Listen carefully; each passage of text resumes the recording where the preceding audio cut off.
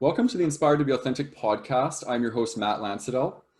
Inspired to be Authentic is a podcast where we converse with people who are living their most authentic lives. We get real with our guests and talk openly about how they live with courage to be themselves.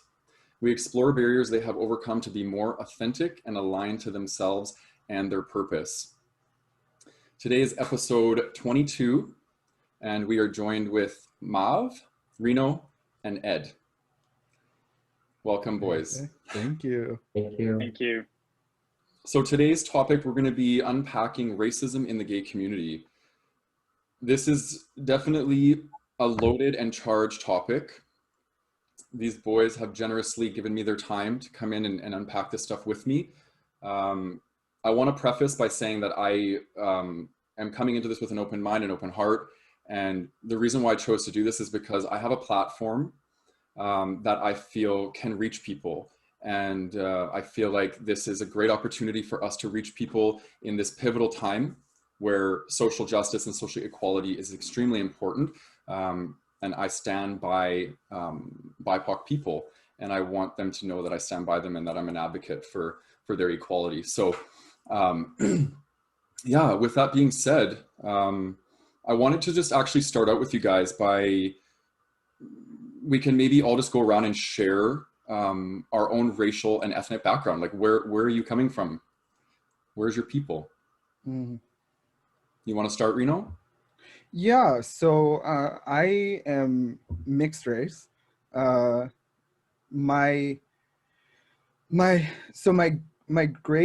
grandfather is Trinidadian. My biological father, as far as I know, is also of Trinidadian or West Indian descent. I'm not completely sure about, which is a whole other conversation. And then on my mom's side, I am Trinidadian, Irish, English, and Scottish. So my grandmother, my mom's mom, is Irish, English, and Scottish. And my great-grandmother actually immigrated from the UK to Canada at one point. So my grandma was born there, but moved here when she was young. So my mother is mixed race. So I identify with all of those origins simultaneously. Yeah. Thank you. Yeah. What about you, Ed? So I was actually born and raised in Canada, but my family were immigrants from Hong Kong. But prior to that, they were actually both born in China. Okay. And as we were growing up, we found out that my father's dad, my grandfather, was actually adopted. So, just trying to understand the where our background's from. We always thought we were Chinese, but we knew we were mixed somehow.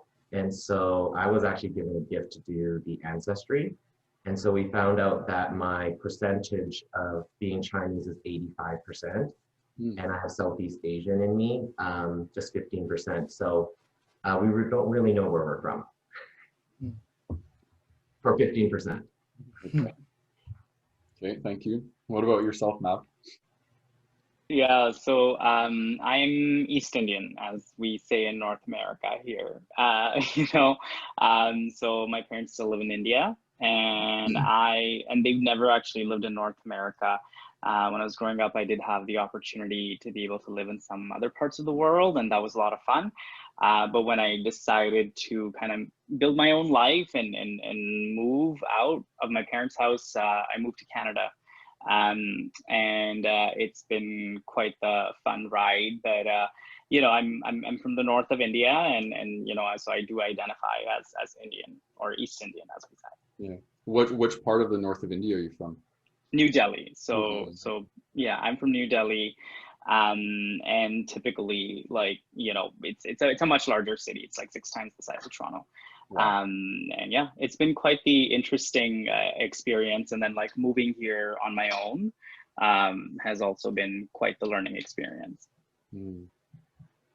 Yeah, thank you for sharing. My roots are 100% Canadian mutt. I'm European descent. So I have French, Cree, so Métis, Irish, Scottish, English, and German. So. Wow. Yeah. Amazing. I Yeah. had the opportunity of working with Métis people when I lived in rural Manitoba, so I did get that exposure. Very interesting. Yeah, Wait, you lived in rural Manitoba? I did. Yeah, I lived in No way. Selkirk, Manitoba. Yeah. Get out. Okay, because I live in Winnipeg, Manitoba currently. Oh wow. Yeah, So yeah. you know exactly where Selkirk is. Oh yeah, Yeah. for sure. Yeah, yeah. Yeah, my Wild. apartment was right off of Main Street across the strip club. Oh So my goodness. that's where we lived. Wow, small world. Wow. Yeah. Mm. Yeah, awesome. Thanks for sharing, guys. So I do want to just hop right in, really. Let's just jump right into the fire. Yeah. No better way to do it, right? Let's do it. So the question that I have for you guys is, what are your experiences with racism in the gay community? Maybe we can all just take a bit of time and you guys can just share, you know, what it's been like for you. What are your experiences? And feel free to just jump in when you're ready. We don't have to go in a certain order. I guess I can jump in. So when I moved to North America and I started to explore my sexuality a lot more, and I had the freedom and the sense of security that Canada provides for the LGBTQ people. We're very fortunate here in this country to have that. I did realize still that there was like an unspoken sort of like a hierarchy within the gay community of like what they define as preferences of, you know, they're based on races. And what I learned was that my ethnic background was like at the bottom too, you know, of the pack. And I had, I guess, the most interesting or surprising experiences were being out and about in the village, and then people kind of being curious about my ethnicity. And, you know, because I'm from the north of India and I'm lighter skinned than an average Indian person that you meet. So, you know, people just like assuming that I was either Latino or some sort of Middle Eastern. And then when I would tell them that I'm actually Indian, it was almost like a, oh, you know, but not in like a pleasant way or whatever. And I typically felt that my like sex appeal ended right there. And, you know, because Indian guys in the gay community are not considered attractive, or they're not really the go-to when it comes to ethnic preference. So yeah, I had to really come to terms with that. And there were instances where, you know, I was faced with situations that were hurtful and clearly racist. So in a nutshell, I guess I would say that's kind of been my experience.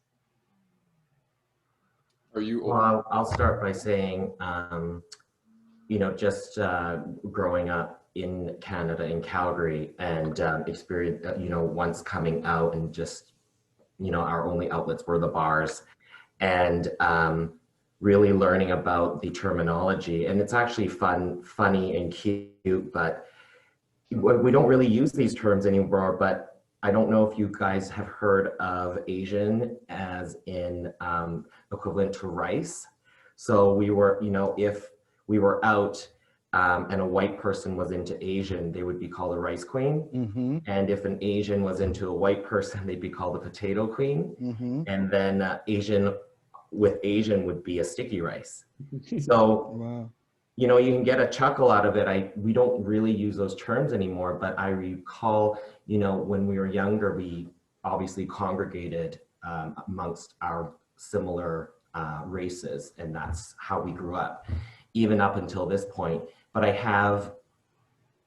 do recall making a conscious decision, and that's the thing, was even just growing up, whether gay or straight, was, it was during the 90s, and there was a big stereotype of gangs in Canada, and I did not want to associate myself with Asians for that reason. So it's interesting how I'm remembering these instances and actions that I consciously told myself, and wanted to actually become less of a minority. There's definitely pride now that I'm in my 40s. So of my own race and being gay, but it's still a learning experience, and trying to think back and moving forward what we can learn. Thank you. Yeah, I remember the first time, excuse me, I realized that my my skin color somehow made me different, and I was probably about I want to say somewhere around 7, somewhere around 7 or 9. Yeah, somewhere around there. And I was out in the field. We grew up in government housing, and I was out playing in the field where we usually commune and play. And one of the boys cussed at me, used the F word, and followed with a N bomb, right? The N word. And I just remember not really understanding what it meant, but knowing it felt terrible, and that it was probably intended to hurt me. And I later learned that it was a derogatory word used in reference to me being a person of color, a Black person of color, of we'll say African descent or West Indian descent. And that was kind of the beginning. That was the beginning. I grew up in a all-white town, I would say predominantly white, rural town in Manitoba, Gimli. And I was the only Black kid in my high school. And so that racial rhetoric continued while I was there. And it got, I would say it got progressively worse out there, which is not a surprise to me. What was also surprising to me is that there were, and I'm almost reluctant to say this because my intention isn't to really start anything, but really just to point to the fact that it comes from so many different directions, even unexpected ones. But there were Indigenous people who would make racially derogatory comments and remarks toward me as well, and that was really surprising to me. I thought, wow, we are both people of color, and we both have some degree of experience of what it's like to be a person of color in this world. And it was really surprising to me. When I finally moved after graduation and I came to Winnipeg, I moved back to Winnipeg. I came out at 19, and I remember being so excited that I was finally going to be free, that I was finally going to be free to be all of me, my gay self, my queer self, my Black self, all of it. And what I experienced was the opposite for quite a while, because the racism, the discrimination, the prejudice continued, and I always sort of say that it felt kind of like a out of the frying pan and into the fire scenario, where I thought, okay, I come out and I'm going to be welcomed and celebrated within this space, because we all know what it's like to go through these things, and perhaps this will be a sanctuary for people who've gone through it. Well, that wasn't the case. And I, for probably, like I would say a number of years, spent a lot of time hating myself and trying to change who I was. I wanted to be more desirable, and as a result, that meant altering my features and my demeanor, chemically straightening my hair, which was a very uncomfortable experience. If you've ever done it, you're basically putting toxic chemicals in your hair, stripping it, and you know, it did result in some burning of my scalp and my forehead at one point. And remember, like, you know, I was probably about 19 when all this is happening, right? And the lengths that, you know, I would go to, and that some of us will go to, you know, to feel like we belong, to feel desirable. It's really unfortunate. But it's what I knew at the time, and it's what I learned. And I, you know, I purchased colored contacts to alter the color of my eyes. I wanted lighter features, right? Lighter eyes. I'd wear colored contacts, not because they were fun, not, you know, not because I was experimenting. No, because I wanted to look more white, you know? So, you know, straightening the hair, wearing colored contacts. In the summer, I would attempt to, you know, avoid the sun in certain situations because I didn't want to be too dark or too black. Because the darker I was, the more undesirable I was. The blacker I looked, you know, the more undesirable I was. And in addition to that, I felt like I had to work overtime. You know, there's this saying, and you know, I really do my best to create my world through my words. So I would say for the most part, I no longer subscribe to this saying, but you know, there's that saying, and I think I heard it on Scandal the first time I heard it, the show Scandal, but it was, we have to work twice as hard for half of what they have or get, right? And I remember the first time I heard that, even talking about it right now, it moves me because that was really the experience. I didn't have the words for it. I just knew that I was working overtime, that I had to be smarter, I had to be more charismatic, I had to be more charming, I had to, you know, like just to be even the slightest bit desirable within the gay community, right? And it was a journey and a process to really undoing that shame and that internalized racism and you know, and hate, and coming to love myself. And I think a turning point for me was Pride. I was probably about 23 or 24, and I had shaved my head. I decided I was not going to chemically straighten my hair anymore. I wasn't going to wear contact lenses anymore. I was growing to love my physical appearance. And one thing I didn't mention is that I had actually developed an eating disorder for a period of time. Because again, you've also got to be skinny or buff, right?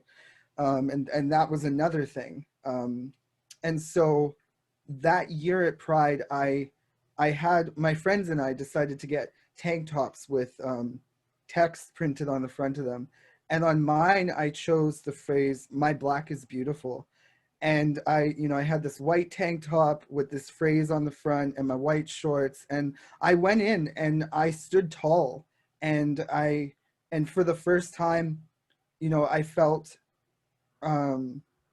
like I was beginning to love who I was and embrace it regardless of what anyone had to say or thought of me, or whether I was their preference or not, which is a whole other conversation, you know. But yeah, that's kind of my experience thus far. And I would say now, I still see it, I still experience it, it's still present, but I'm in a very different place, and I have some, I would say, some very different perspectives around it. So yeah. Oh, wow. Reno, that was, yeah, you know, I, when I started talking, I was, I guess like I'm still being a little careful, but like, wow, that brought back so much. And it's interesting that you and I are different ethnicity, and I've done all the same things. I tried changing the color of my hair. I wore colored contacts. I would constantly shave my face so I didn't look as brown. I would get my chest waxed, like, you know, like I would go through all these things. And yeah, I remember one time too when like I couldn't get a hair appointment, and I tried doing this at home and burnt my scalp. And you know, tried bleaching my hair, and it's just like coming into Canada as an immigrant, I came in very confident because where I came from, I was the majority. And, you know, I would get the type of attention that someone who is considered like the epitome of, you know, like a straight looking white muscular man, like, you know, that, so I was coming from getting that kind of attention to getting to a place where like I was literally like not considered attractive. And you know, with what Ed said, like, you know, there was a term that I'd heard for the first time, which was curry queen. So anyone that was like, especially if a white guy was like attracted to me, he'd be called a curry queen. I had someone actually say to me on like our third date, and you know, we got a little bit like, you know, intimate, and we were kissing and everything. And he's like, you know, I love that you don't smell like curry. And you smell so good. And yeah, it was like, those are the things that I was just reminded of right now, and how awful they were, and made me hate myself. And it took a lot of work to accept myself the way that I am, and know that, you know, I am attractive and that I'm worthy of all of it, that someone who's, you know, white, is worthy of. It's, you know, you brought me back to, there were a couple of things you mentioned there. One, I also remember being self-conscious of my scent as well. That's another, you know, that's another sort of form of stereotype that we experience. And you know, another thing that I was trying to be really, you know, particularly mindful of, like not smelling like a Black person, whatever that means, you know, like it's just, well, what does that mean and where does that come from? And it's just so, it's so interesting how deep this runs, and how, you know, it's at a point you're constantly trying to remove all the sort of layers of like who you are and what makes you you, to become something that you're not, and it's more, you know, massively appealing. And it's, wow, yeah. And I remember I was in Southeast Asia, and this blew me away. Yeah, it was really saddening.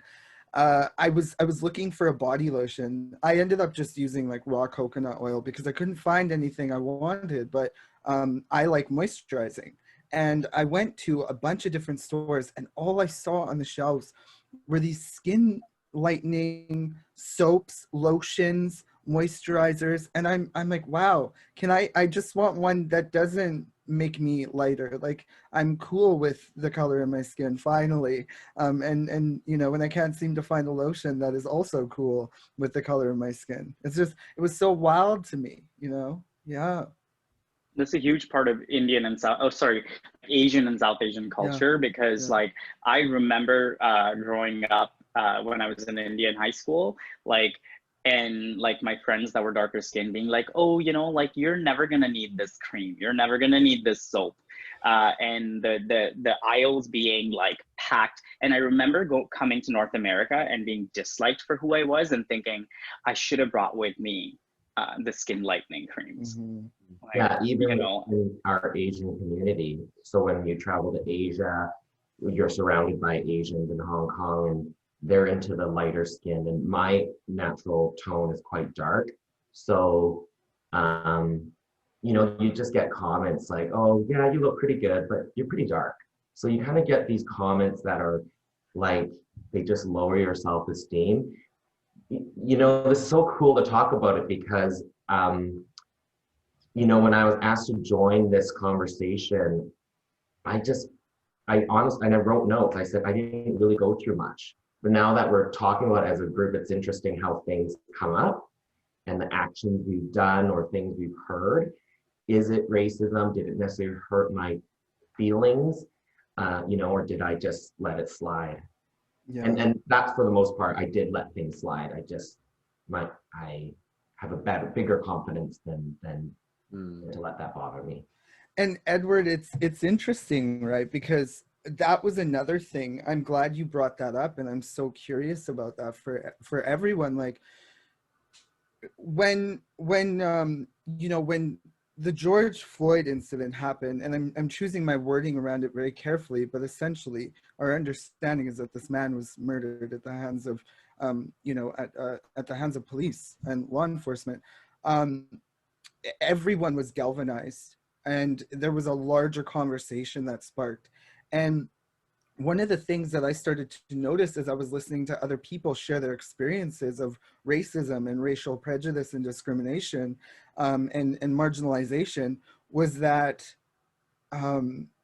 there were things that were suddenly entering my awareness that I didn't even, I was like, wow, that I had never even thought of that. I didn't realize that it was there too, or it was happening in this way as well, you know. And you know, what I was saying, I said to my friend one day, I said, it's so wild how you don't realize that, you know, that like they had their foot on your throat, right? And until someone goes, hey, you know, there's a foot on your throat, you know, like, so to speak. But so hearing what you just said, I'm like, yeah, I totally get that. You know, as the conversation broadens, you're like, oh, wait, this was happening to me, you know?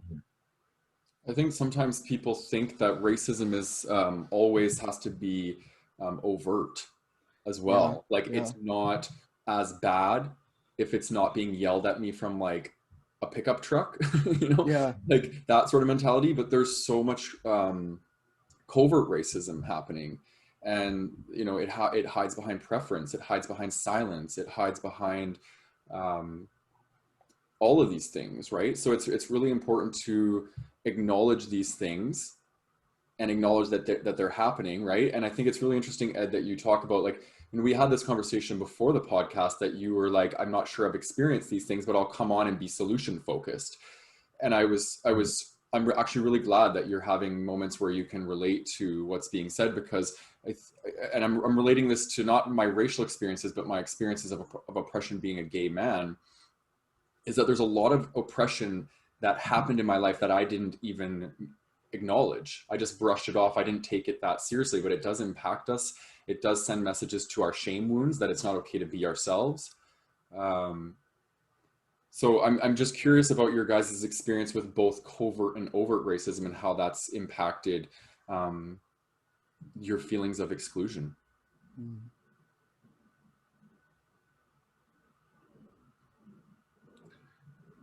Preference. Let's get into that, because I think that's actually a really, really juicy one. There's a lot of stuff to unpack there. Oh yeah, definitely. I was on a panel of queer men, and one of the things that I said at the end of this panel conversation was, you know, question your preferences, and here's why. So there are a couple of ideas that I wrote down, and I wanted to make sure that they, you know, that they were shared in this conversation. And one is that when I'm speaking, I don't speak for all queer people of color. I don't speak for all people of color. I'm just sharing my views, my perspectives, and my experiences, right? And I recognize that I'm always learning, right? I'm always learning. And I think that's true for all of us, if we're honest with ourselves. Racism at its origin is an idea, and ideas, particularly when activated and given life by emotion, word, action, and repetition, spread like a virus, right? So that brown eyes, blue eyes social experiment that was done, I forget what her name is, but she did an experiment, right? Yeah, you guys may be familiar with it. She did an experiment where she divided the class among brown-eyed students and blue-eyed students. And what she demonstrated was the power of an idea, how insidious it can be and how quickly it can spread. And so what you saw is this superiority complex very quickly develop and take over. These kids who were once united and connected and playful and engaged with one another suddenly became divided and divisive and really unkind to one another. And at the end of the experiment, because they both got to experience what it was like, and then she brought it around and broke it down and explained what had happened and why, you know, and sort of how it happened and whatnot. And it was a really interesting experiment. And what I learned from that and what I've experienced personally, ideas, thought, so insidious and so subliminal that I think that when we say, well, it's just my preference, right? That's just my preference. What I point to is how convenient it is that it just so happens, and I'm trying to word this, how convenient it is that it just so happens that the groups of people who are typically oppressed in Western society and culture, and westernized society and culture, are also the people who are less desirable and attractive, right? Like, that to me is not a coincidence. It's a byproduct of something deeper. And I'm not saying that we're not allowed to have our preferences. I also think it's important to recognize that the television we watch, the music we listen to, the magazines we see, the faces we see all over the screens. I was watching Pretty Woman at one point, and I remember looking in the background of one of the scenes, and I don't even think I saw one Black person. That movie was created in the 90s, if I remember correctly. Mm-hmm. Mind-blowing, right? And what message is that sending us consciously and subconsciously and unconsciously, right? So that's just one example that I'm personally aware of, right? But it bleeds into everything. The choices we make in terms of our relationships, who we decide to hire or not hire, right? The ideas we project onto people as we look upon them, right? And how we engage with them as a result, right? Yeah. That's so true. I think you're talking, I had to Google her name. Her name is Jane Elliott. Jane, Dr. yes. Jane Elliott, yeah. So she's an American educator, and I think she was triggered by the assassination of Dr. Martin Luther King, is what I heard. So she's been like a diversity coach since the 60s. I think it was the end of the 60s when Dr. Luther King was assassinated. And I think that, like, although her experiments have been great and they've been shared everywhere, but I think it's it's sort of like intrinsic biases that haven't really been changed. And as much as I've experienced a lot of the, like in my face kind of racism, I think the worst was when I used to have Grindr. I haven't had Grindr for over 5 years now. And it was for that reason, because every evening, if I was, like after work or something, and I'd log on to Grindr, I don't remember even one day that I logged onto that app and did not come across a profile that said preference is white guys only, right?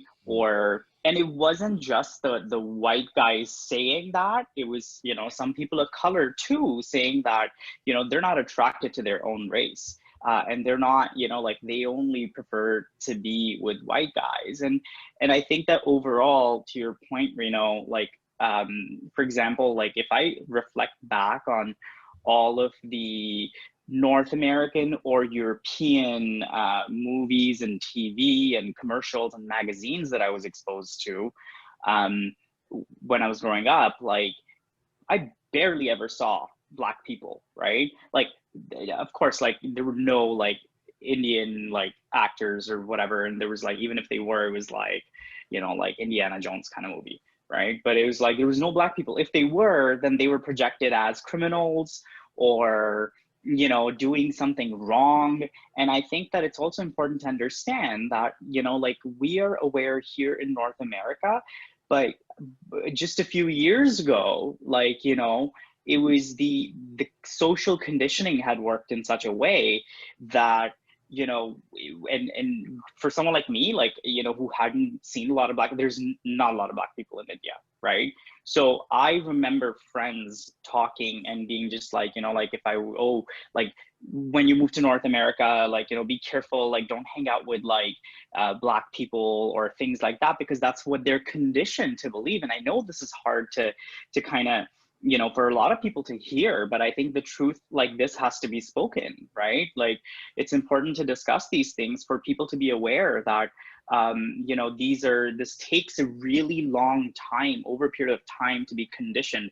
So imagine someone who's never seen a Black person around them. On TV, they're being projected as like, you know, criminals. And then you go to the mall and you can't be 10 feet away from an aisle of skin whitening products. So what that conditions you to believe is that white is good and dark is bad, right? And I think that conditioning, I realized, that wasn't just limited to, you know, places outside of North America. A lot of people living in like rural North America are also conditioned to be that way, because they're not exposed to it. And that really just is what also transpires and bleeds into the gay community, which is why we have this hierarchy. And going back to like my point with Grindr, was just like, I got so sick and depressed and like tired of it that I just deleted it. And I'm like, I never want to be exposed to this, because every time I open someone's profile or something, like it's like a preference, and it's always, you know, put in the way it's just a preference. Like, no, it's not. You're racist. Like, you know, it's not a preference. Because a gorgeous man is a gorgeous man, irrespective of color. Yeah, with both what you said, you know, whether, you know, with the child, that the experiment they did with the kids, I watched that video, and it's interesting how it is definitely taught. And with us exposed to pop culture media, it's heightened. And these preferences, I won't lie, but I am, from what I know I've learned, is my attraction is towards white men. And that is my attraction. Is it a preference? Well, is it learned? That's the question I have to ask myself. So I would consider that being something that I did not really realize, you know, now that we're talking about it. But even being in North America, it's even heightened even more, because we are considered a minority, not only just gay, but, you know, ethnically. And, you know, I've been married for 22 years, so I don't go online. But when in the start, before Facebook, there was a Asian friends group. It was before Facebook, and I guess it would have been a hookup site, but you know, people just became friends and things like that. You can exchange messages and stuff, but you know, I never met anybody on there, but it was majority Asian. It was like, you felt like the queen of the crop sometimes, because people alike were just attracted to, let's say, their preference or attraction. And so being within that community felt better than Manhunt or Grindr or whatever those old sites are. I don't know them. I remember. But I remember learning the terminology. I didn't even know what GWM meant. It's gay white male, and it's funny, right? Because you learn these things, but then your actions are actually doing the opposite. You know what else that reminded me of, which was like so bad to see, was like, as technology progressed, people started expressing it in different ways. Like when emojis came out or something, and like before they introduced skin tone into the emojis, they did still have like, you know, like there was a Sikh man like with a turban that was like supposed to be like the Indian guy, and there was like a representation of like an Asian person as well, that was like, for some reason, like every Asian representation in emoji, whatever, is wearing Chinese outfits, right? Yeah. Like it's, there's so many different types of Asian people. So like, I think it just like started evolving, where instead of saying it in explicit words, it would be like, you know, like a white blonde kind of emoji or whatever. And it's like check mark next to it. And then like you know, like no entry emoji, like whatever, the red circle with the cross in it and whatever, against like all these other representations of people. And Or it's the like, sushi, I'm like, the sushi yeah, emoji even, right? the It's like, sushi what? one. Yeah. And I was just like, and I remember even going back to being like, is there one that actually represents curry? And I was like, no, like that's a noodle soup bowl, like, you know, like it's just it's evolved, and people are still expressing it in different ways. Mm-hmm. I want to share the white perspective. Yeah. reference. Dun, Are you ready? Do you want to hear this? dun, dun. Absolutely. Yeah, I think, okay, first off, I just want to first like say that I'm really honored that you guys are speaking so openly. It's so beautiful. And I'm tracking you and I'm feeling all the feelings behind what you're sharing. And it's really powerful for me. This conversation is very therapeutic for me. So I just wanted to mention that. I've been doing a lot of navigating in this area for probably the last 6 months, very, very intensely, like having a ton of conversations with people of color, exploring my preferences, what that means for me, and most recently exploring my love fantasy. Okay, and I want to explain what that means to me, because I've really developed a correlation between my preference and my conditioning, which is what you guys are all talking about, right? So I grew up in Calgary, Alberta. It's a predominantly white city, just like any North American city. There's going to be predominantly Caucasian people. I have a white father. I grew up watching white people on TV. You know, it's just, I grew up in North America. It's a white dominated continent. So that deeply impacted my preferences, right? I fall along the same lines as you, Ed, where my natural default attraction is to white men, right? Do I want to always be that way? No. That's why I'm unpacking my conditioning, so I can explore what this means for me, right? And I think when it comes to my love fantasy, this is how this is really where this stuff started to play out for me. I started to think, because it was always conditioned and it was always autopilot. Like when I think about the man that I want to fall in love with, what color is his skin, right? He's white and he looks very similar to me, or he looks very similar to my father, right? And I'm just curious about your guys' love fantasy, right? Being a person of color, growing up in a white dominated country, what would my preference be? What would my love story be if I grew up in India, right? What would that mean for me if I was inundated with Indian culture and it was always around me? So I wanted to paint that perspective, because that's where a lot of white people are coming from. Does that make it not racist? No, I don't agree with that. I think it does, when it's being displayed in an unconscious way where people aren't willing to unpack their conditioning. That's what we're being asked to do right now as a planet, really, is unpack our conditioning and dissect our unconscious bias. But this is not just a white person's task, right? This is everybody's task. We all have to unpack our biases if we want to have these conversations that are going to actually push us forward. So a lot of my work, and I noticed that on Tinder, I'm back on the dating scene. I have been off the dating scene for almost a year, and I noticed that on Tinder, my natural attraction is to swipe right for white men, right? But I'm challenging that right now. I'm sitting with the energy of the person, and I close my eyes and I'm like, does this person feel aligned to me? Don't look at the color of their skin. Does this person's energy feel aligned to me? And then I'm practicing swiping. Right. So this is stuff that I'm really learning to integrate within myself, because I don't want to be that person that is a slave to his conditioning any longer. And I think, so anyways, that's my perspective. I'm not going to say again that it's the white perspective. I was more so saying that to kind of sauce it up a bit, because everyone's going to have a different experience of that, but that's my perspective. So Matt, if you had grown up in India, I think you'd first be fantasizing about dancing around trees and singing songs with, you know, someone that, you know, kind of still looks Caucasian, because that's what we see in Bollywood. And if they're not, then they'll lighten their skin. So I think I would say, like, if I reflect back on, you know, it's really interesting. Not a lot of people know this, and now I guess everyone's gonna know. But like when I was a kid, I used to have a crush on Vanilla Ice, and like he's hot. He's right? hot. Vanilla So, Ice can get it. Yeah. Vanilla Ice totally gets it, I'm pretty sure.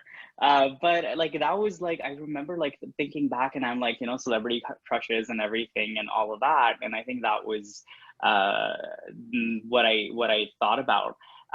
But other than that, like my you know, like when I imagine like romance or being with someone or all of that, it was more related to like the Disney princess that I saw, which now I realize were also white, right?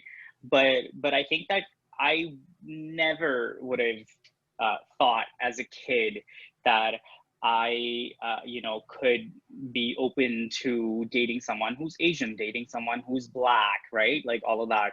And this was also impacted by like what I saw around myself with like straight people, right? So if like an Indian man like who lived outside ended up falling in love with a white girl and married her and brought her home, everyone's just gonna like by default be like, oh my God, she's so pretty. She could look like Mama June for all you know, right? Like, but they would just be like, oh, she's so pretty and all of that. But like if an Indian man came back home with like a Black woman who has a PhD and is still stunning and has, I know a lot of Black women like that are strong, powerful, and gorgeous, right? I don't think that they would get the same kind of like reaction right away. And I think that feeds into that conditioning, and it really like tells you like, even as a kid, like, like don't do that. And I started to challenge myself when I deleted Grindr and I got something like a Tinder and things like that.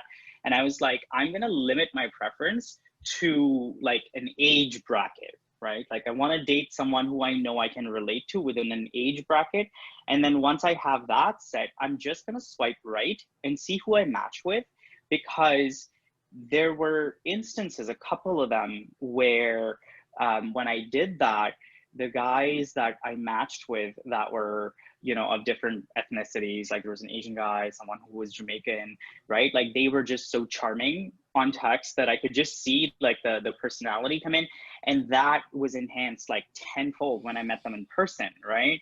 And I was like, wow, I never like would have just like, opened up unless I had like challenged myself and been open to those conversations. And now I'm at a place where I've actually dated like almost every ethnicity and the mixes of them all too. So, and I think it really just comes down to what we talk about as chemistry. And we never talk about preference and chemistry in the same conversation, because that is the only thing that defies our preconditioning of like preference, and all of that is just, you happen to meet someone that you never thought you'd be interested in, and now they're so charming, they're sweeping you off your feet and you're confused. That's chemistry.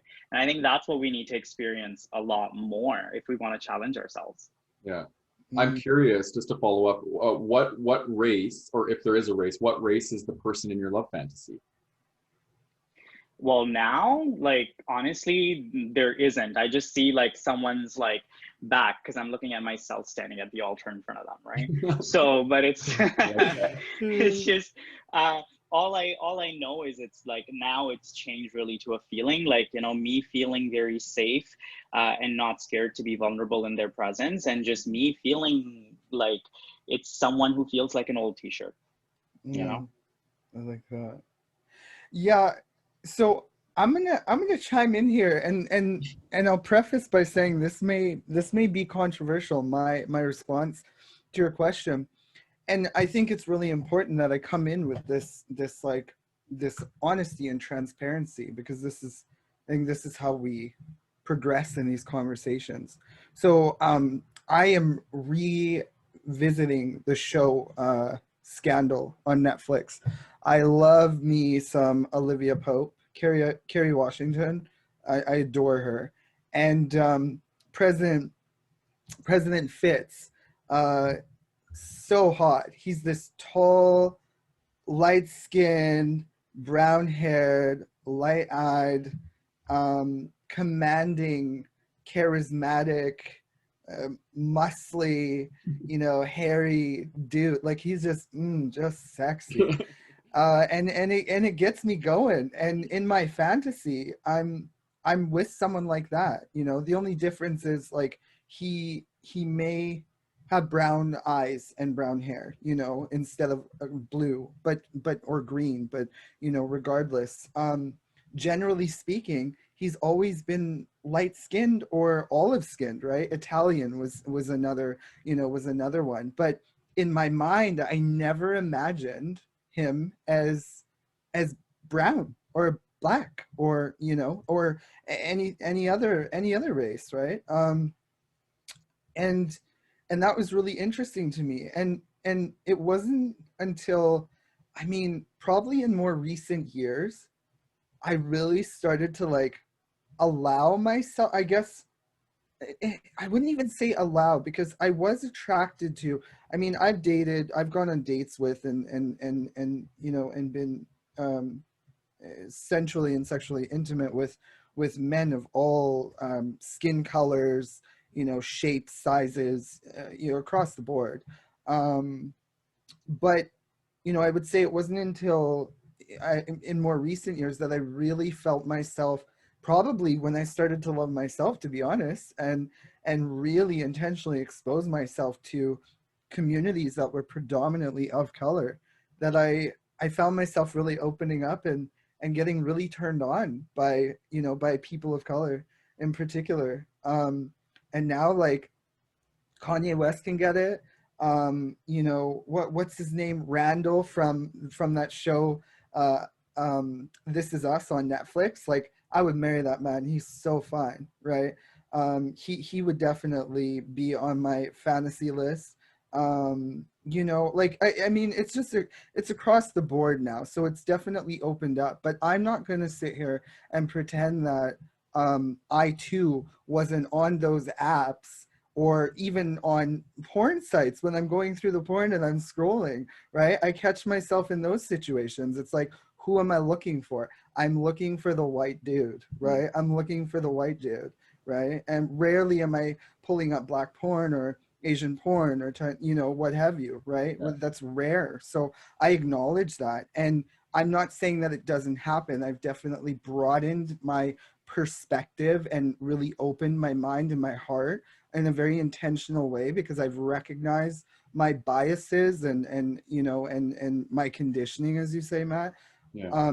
So that fantasy is now kind of a free-for-all. It's a bit more open, right? But generally speaking, I'm not gonna lie, like, I'd love him to be masculine, as we say, right? And maybe that's my work as well. I'd love him to be tall and muscly and, you know, what have you, right?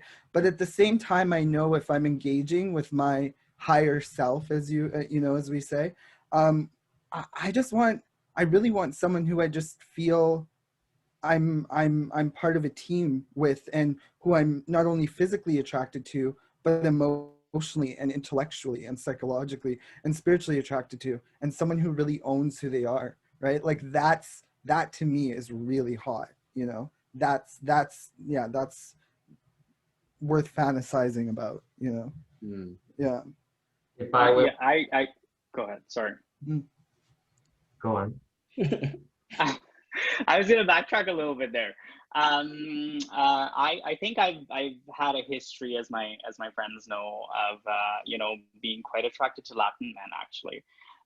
You know, Latinos and you know, Spanish speaking men, or like Brazilian, Portuguese speaking men, right? So I've always been very, very attracted to them. And you know, I would say in the last like few years, I've also found myself being very attracted to Black men.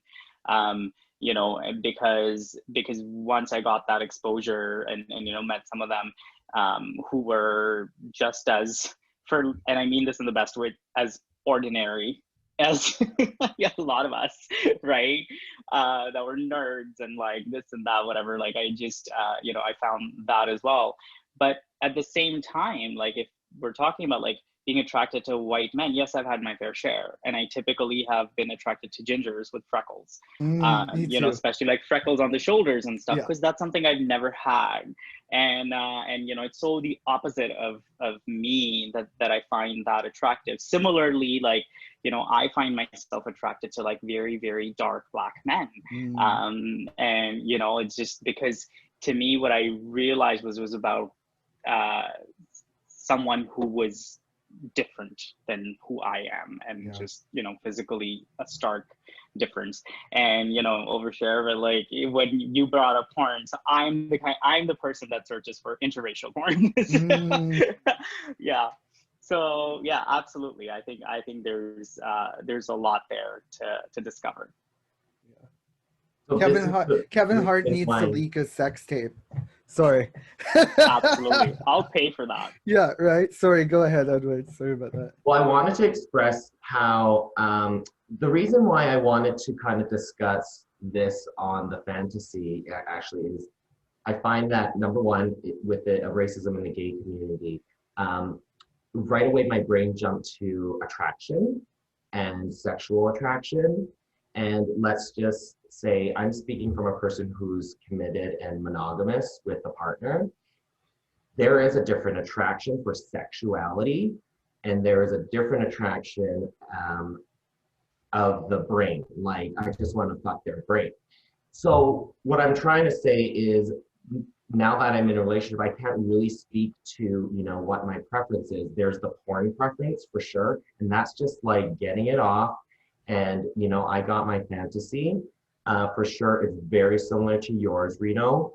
But at the same time, when you brought up that This Is Us, I'm in love with Randall. Oh, yes. But, you know, it's not because of his color or anything. It's because he's so sweet and he wants to do things about his family. And I'm attracted to his love. Mm-hmm. And so coming from that, I guess I can say I'm attracted to a Black man.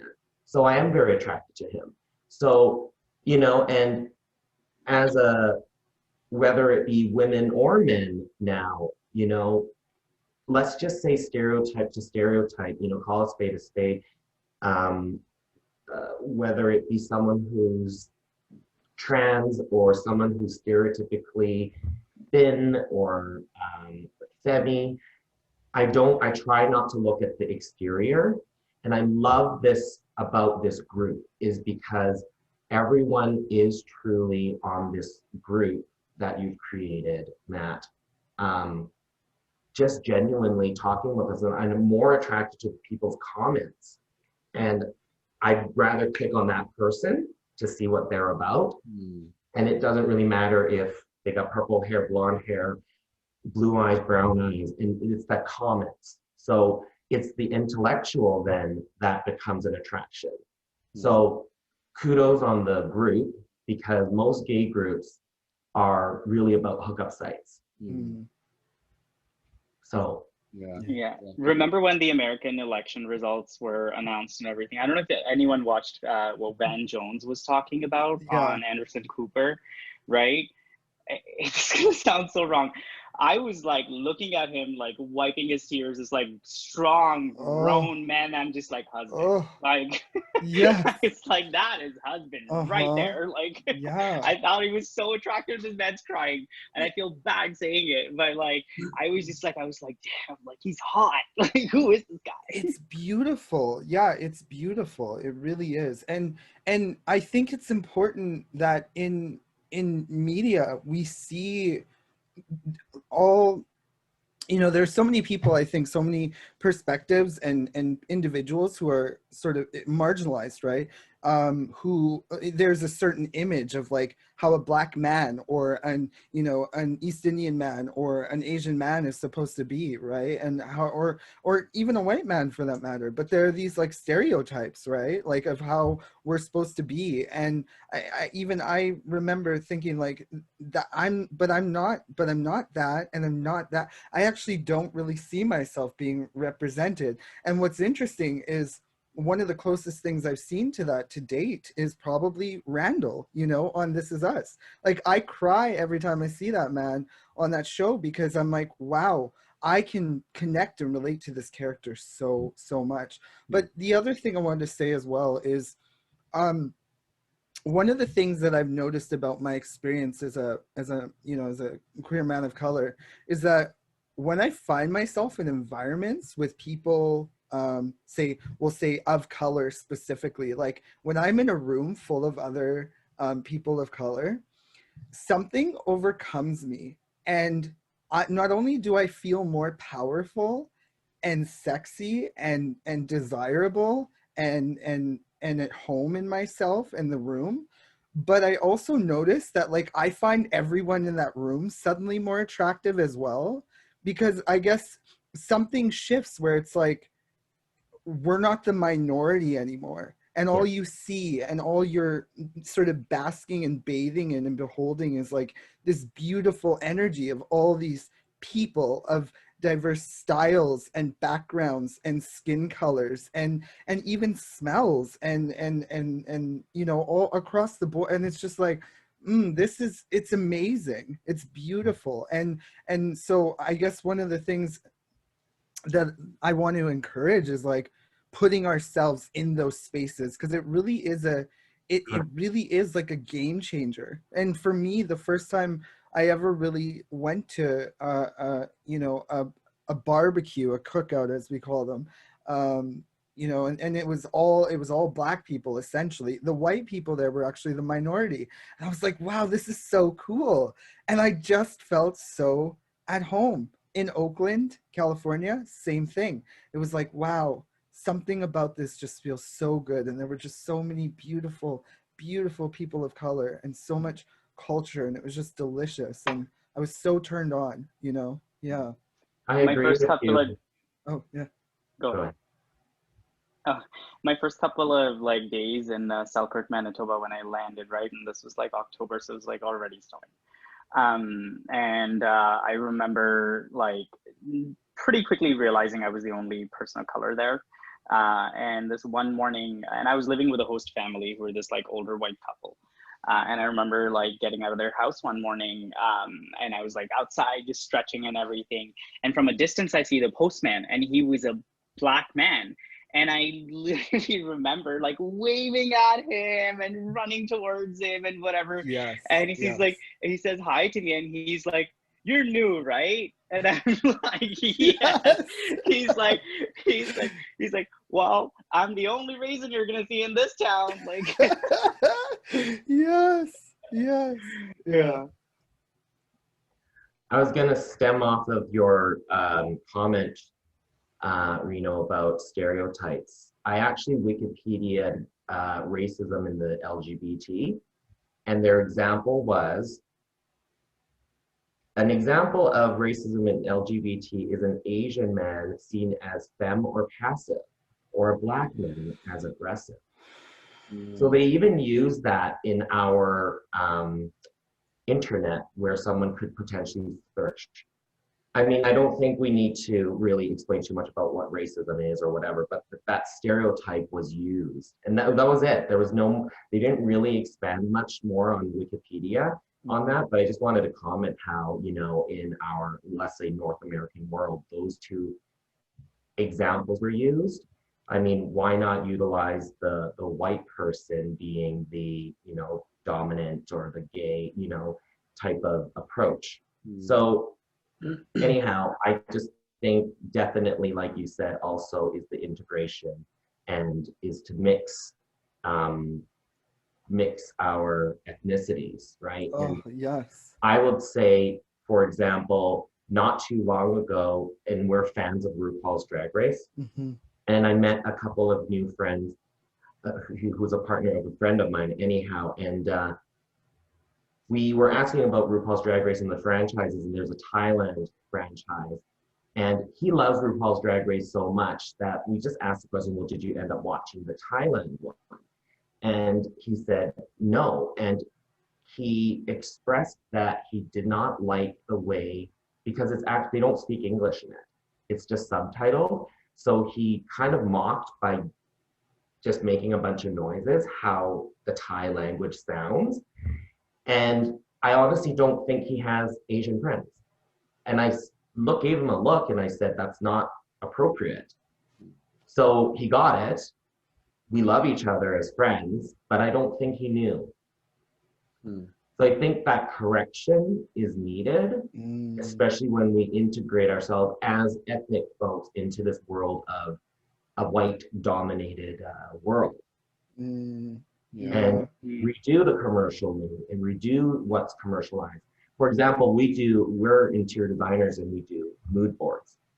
And we had to do a mood board for a hospital. And I know this may not be gay related, but I think it's still a step within society, is I always use white faces, families, folks. And in this time, and I think since Black Lives Matter really affected me in a conversation of racism amongst my ethnic friends, I use colored people in my presentations now. So it's kind of like this interesting learning approach, and my bosses are white, and and it doesn't matter. It's pretty acceptable. So I'm curious. I have a question for Matt. So Matt, like you're hearing us talk about this stuff, and I think during these conversations we've brought up words that we've all been called that are specific to our race and everything. And like, to me, you don't come across as someone who represents like mainstream gay culture, right? So I'm curious to know about, like, what do you know about some gay slurs that might be used for white men? For white men? Mm-hmm. I'm counting.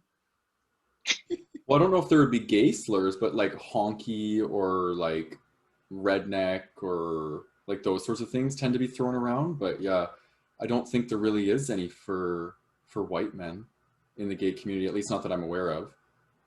And see, I tried thinking about that, and you're right. There aren't those, right? Like no one actually, or maybe there are some in subcultures that I'm too old for. But like, I've been thinking about this throughout this conversation. I'm just like, if someone was to just see a picture of us on the screen right now, the four of us, they could easily, for myself, Ed, and for Reno, pick out at least a couple of gay slurs that would be racially specific. But what would they say for you? I don't know if they're gay slurs. I think they would be racial slurs. Yeah, but more so used specific to gay, right? Because then when you're looking at it that way, it would be race. And there's lots of slurs for white people as well when it comes to race. Yeah, like I guess, yeah, I didn't phrase that by a black dude, right? So yeah, there's lots of terminology that can be thrown around. You're saying specific to the LGBTQ community, though, yeah, right? yeah, because there are racial slurs, but like I guess I am not explaining it properly, which is they are still racial slurs, but there's certain that are more commonly used within the gay community, right? For certain ethnicities, and I just couldn't even recall one that existed for white men.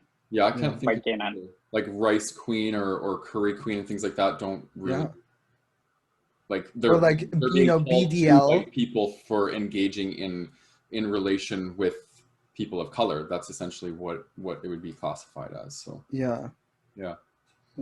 Do you think there's shame involved in those words? Like, is like, I'm trying to understand, like, is that, so when, let's say, a white person dates an Asian person, is called a rice queen, like, is that coming from a place of like trying to shame them because they're not dating their own ethnicity? I don't, to be completely honest, I have never experienced that in my circle of people, white people. I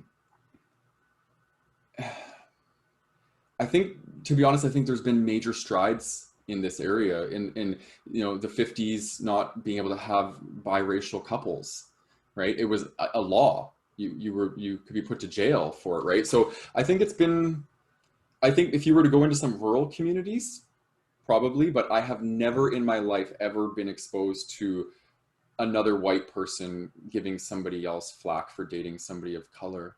But what's interesting is, from the other side of that, I actually worked at a production bakery when I was around 18, and there was a lot of East Indian people that worked at this production bakery, and I got really pretty close with this one East Indian woman. She was a bit older, she was probably 50. We just started talking about race and stuff, and she told me that if her son ever married a white girl, that she would disown her. And she told this to me, and I was like, wow, like that's pretty impactful. And it made me think about how people are so attached to their race. And and I have there's more racism within the ethnic cultures as well. I mean, there's racism within the Asian culture, and a hierarchy and a stereotype. So See, but you're not allowed. You're not allowed to say that, right? Like air quotes, right? Yeah. You're not. We're not allowed to say that. And I might get shit for saying this, but my experience has been that when someone says that or sounds that out, um, it's like, well, no, people of color can't be racist, and I still don't understand that myself. Like I'm still learning, but what I recognize is that racial prejudice and discrimination can still be enacted toward people who are white, right? Yeah. That's my, at least my perception. Yeah. Well, and you talk about internalized racism, it's the same thing. It's no different than internalized homophobia. We have racism for our own race. Mm-hmm. So, and when we're operating within that,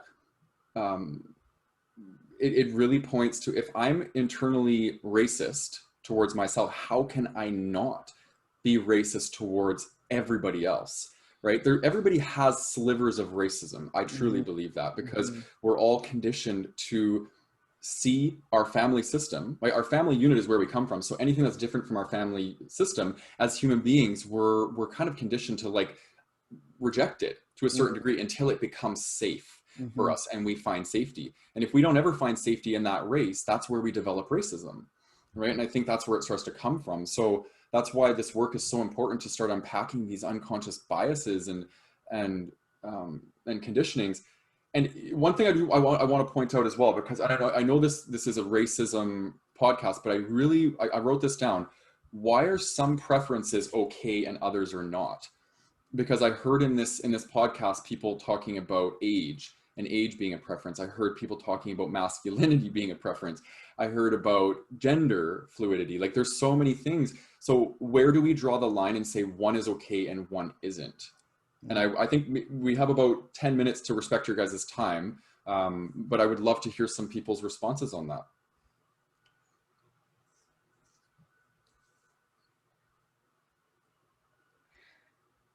Society, I think, determines that. Status quo, social norm, social acceptance, right? Yeah, I'll just say status quo, I think, determines that in a lot of ways. And that's a larger conversation. One of the things that I get really excited about is shadow exposure, right? Like shadow exposure, self-exposure. So bringing things like this into the conversation, because I bet if we were really honest, I bet if everyone was really honest, we've all looked at someone who was out of the socially acceptable age range to be attracted to, and thought, that person's kind of cute, right? And I guess I want to clarify by saying that I'm not condoning any like unsafe or disrespectful sort of practices or behavior, but what I'm pointing to here is that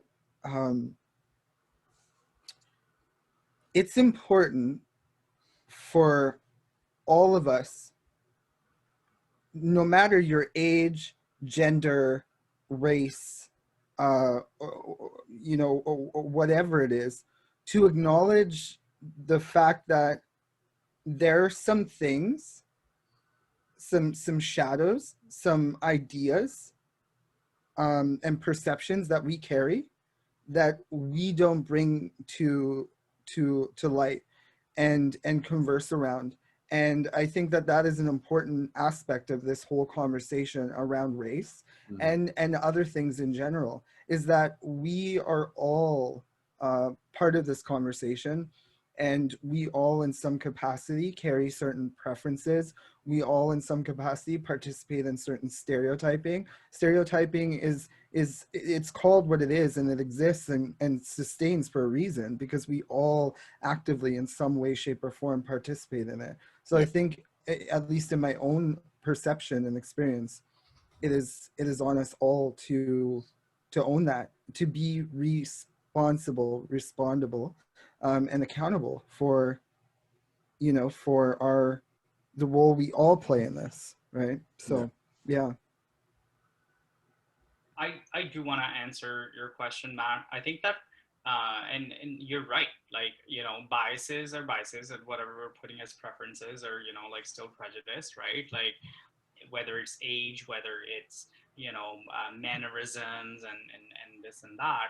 I think that from my own personal experience, like when I was unpacking all of my biases and making a conscious effort to work through them, and making a conscious effort to basically get rid of my biases, I did end up wanting to tackle the racism bias first, right?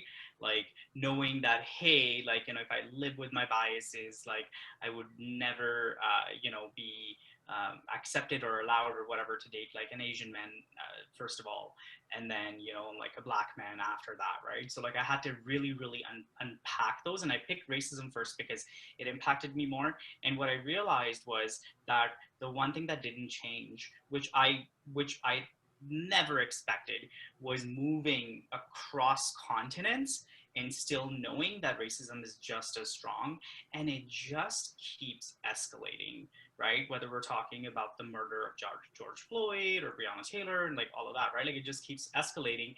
And then to reflect back on our community that has traditionally collectively been, you know, put down or you know, held prejudice against, and then to be like, oh, you know, but I see more racism in the gay community than I do outside of the gay community. So I actively chose to tackle that first before I could tackle anything else. And then after that, I tackled like mannerisms and things like that. I don't have those preferences anymore.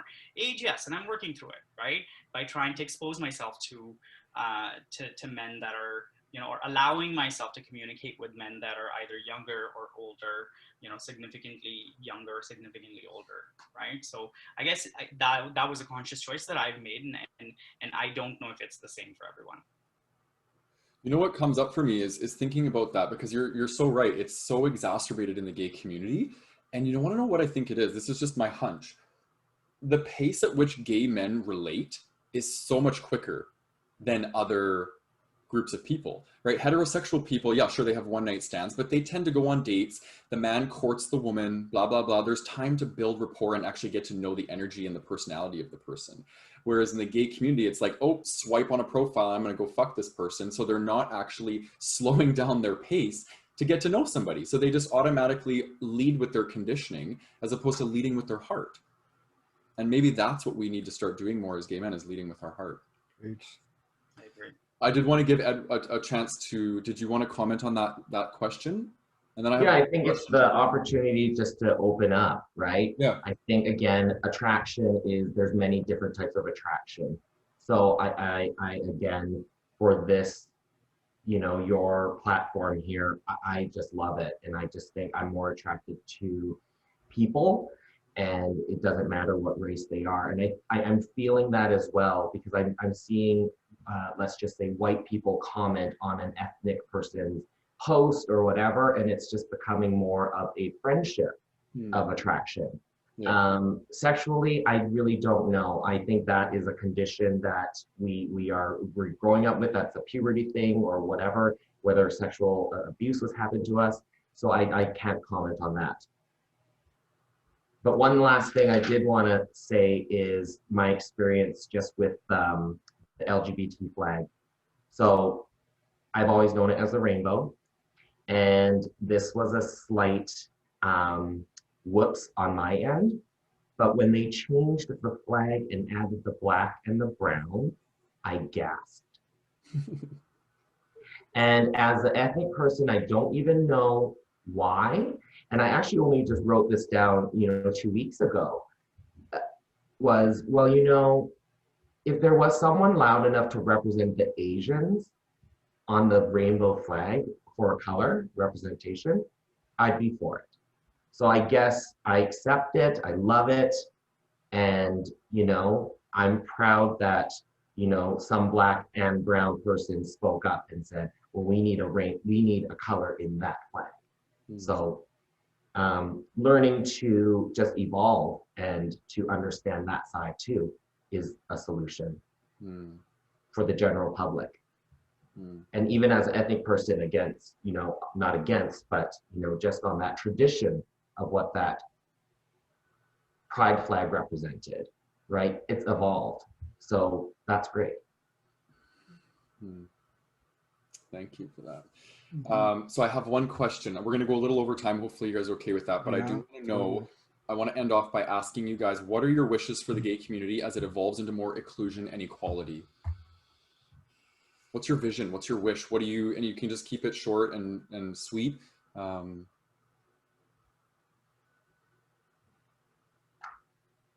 I have a short and sweet one.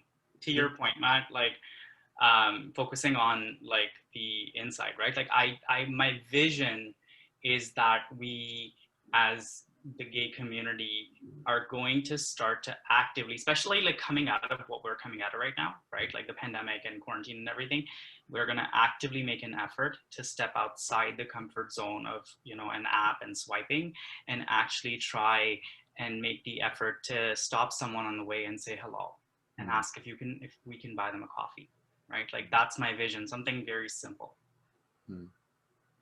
Beautiful. Yeah, for me, I recognize that that love is recognized and thrives in rich community, and rich community to me, as this, you know, as this image says, is it really exists. It's a world that works for all, right? And so that's what I would love to see in these spaces, including the people who feel marginalized, the people who really struggle to connect and relate within these communities. But for me, it's just like, yeah, I want to see more rich community. I want to see more community where love is present, where love is the norm, where we recognize one another not as other, but you know, as being connected. You know, we're all in this together, and that's a message that, you know, I'm constantly putting forth. And then I think secondly, the other thing I would just say is my wish for everyone is that we come to realize, you know, that we often create our experience, and that's a whole other conversation, probably for another podcast. But you know, I view us all as powerful creators, and it's my hope that we come to know that, and that we create and connect with one another from love. You know, yeah. And I think it's representation is to, you know, if you are a person of power or leadership, is to empower those folks and do consider the race card. And why not? Because I think, you know, I was lifted up, you know, within my work and career and my family and community, that, you know, someone gave me that chance to do that. So I think just integrating and empowerment. My wish is happening right now. But no, really, my wish is for people to find the courage to unpack their conditioning and challenge themselves and set boundaries with your ego, right? Your ego is telling you stories, and there's other stories out there. You can shed these ones and create new ones. And then my second wish would be that the Gay Men's Brotherhood continues to be a space where people can slow down their pace and actually start to tune into energy. We're all energy, and we're just living in these shells, right? My skin might be white, but my energy is the exact same as yours. We come from the same divinity, right? So if we can start to look at it through that lens, it's going to be extremely powerful what we can accomplish as gay men in a gay community. There will be a 2.0 of this podcast episode, just so you know. So free up some time in like a couple months from now, because we'll be having another one of these. Today was a lot about preference. I'd love to unpack so much more. I've got so many questions, you guys. We didn't even touch on half of them. Yeah. So yeah, and honestly, from the bottom of my heart, thank you so much for, you know, taking an hour and a half of your time. I know time is so precious to come and unpack this stuff with me. People are going to be shifted and changed by the hearing us and feeling us exchange this energy tonight. So thank you for that. Yeah. Deep, deep gratitude. And yeah, so for people, thank you for tuning in to the Inspired to Be Authentic podcast. And if you're tuning in on YouTube, please give me a subscribe, give me a like, and let me know your experience in the gay community, what it's been like for you.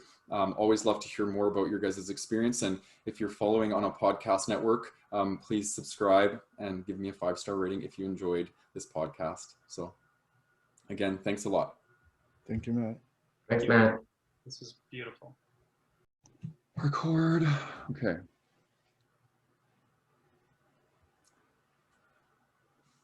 Okay, everybody good?